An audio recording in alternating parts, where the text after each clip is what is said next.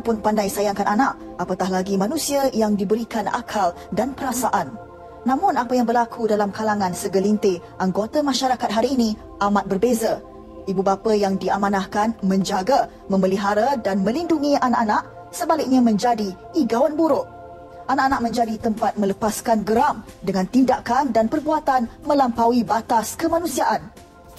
Begitulah serutan dari berita mengenai penderaan yang berlaku di Malaysia.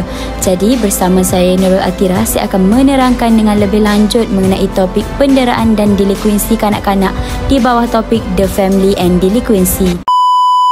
Bersama saya Nurul Atira binti Hasbullah, pada hari ini saya akan menerangkan mengenai penderaan dan delinkuensi kanak-kanak di bawah topik The Family and Delinquency. Sebelum itu saya akan menerangkan sedikit sebanyak mengenai sejarah The Family and Delinquency. The Family and Delinquency seperti yang ditunjukkan dalam perbincangan sejarah pembangunan sistem keadilan juwana di Amerika Syarikat, banyak amalan dan pembaharuan sistem dalam pengendalian pesalah juwana pada abad ke-19 seperti sikap acuh tak acuh, pengabaian atau ketidakcekapan ibu bapa dalam membesarkan anak-anak. Penyelidikan sejarah mengenai keadaan institusi awal untuk juwana juga menunjukkan bahawa ramai daripada bantuan atau wad kemudahan ini adalah kanak-kanak dari rumah di mana mereka kehilangan seorang atau kedua ibu bapa dan mereka tidak diberikan kasih sayang yang secukupnya dan tidak diberikan contoh yang baik oleh kedua ibu bapa mereka. Alasan awal mengenai peranan keluarga dalam menghasilkan atau mencegah delinkuensi ialah mereka beranggapan bahawa keluarga tipikal terdiri daripada kedua ibu bapa. Akan tetapi terdapat juga keluarga yang mempunyai ibu atau bapa sahaja akibat daripada rumah tangga yang berpecah belah.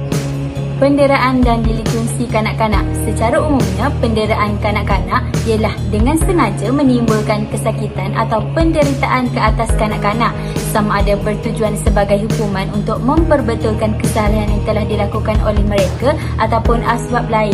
Jadi, terdapat 3 jenis penderaan, iaitu penderaan fizikal, mental dan emosi atau seksual.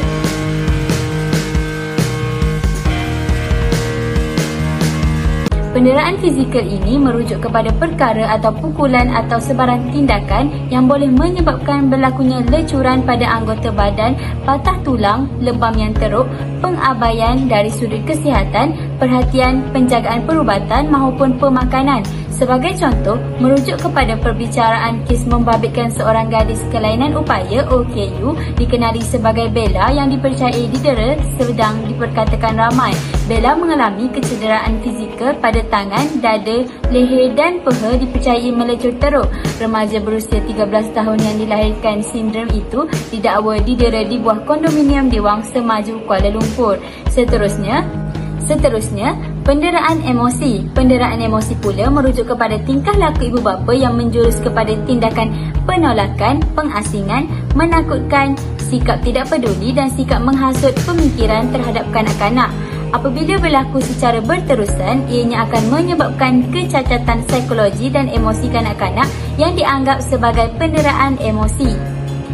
Penderaan seksual pula merujuk kepada sebarang perlakuan individu yang memaksa, memperdaya atau mengugut kanak-kanak yang mendorong kepada berlakunya hubungan seksual dengan mereka semata-mata untuk memuaskan nafsu oleh orang yang tidak dikenali, penjaga, saudara mara atau sesiapa sahaja. Berikut merupakan usaha untuk melindungi kanak-kanak pada tahun 1641, 1860, 1870 dan pertengahan tahun 1960-an. Penderaan terhadap kanak-kanak ini sudah semestinya akan meninggalkan kesan kepada mereka dan generasi yang akan datang. Antara kesannya ialah ini akan meningkatkan risiko kanak-kanak itu untuk menjadi seorang yang lebih agresif. Mereka berisiko untuk memukul dan mendera anak atau isteri mereka pada masa yang akan datang. Kemudian mereka juga berupaya untuk mendera ibu bapa atau terlibat dalam penyalahgunaan dadah. Justru itu, penderaan terhadap kanak-kanak ini perlu dicegah sebelum ianya semakin berleluasa. Antara langkah-langkah pencegahan yang boleh dilakukan ialah ibu bapa boleh menjalinkan hubungan dewasa yang penuh kasih sayang dan menjadi seorang yang penyayang terhadap anak-anaknya. Ibu bapa juga perlu mengubah cara dan pendekatan mereka terhadap anak-anak mereka agar mereka tidak rasa terabai. Selain itu, usaha juga perlu dipertingkatkan oleh organisasi masyarakat kerajaan dan persendirian dalam menangani secara konstruktif. Jadi, itu sahaja daripada saya. Sekian, terima kasih.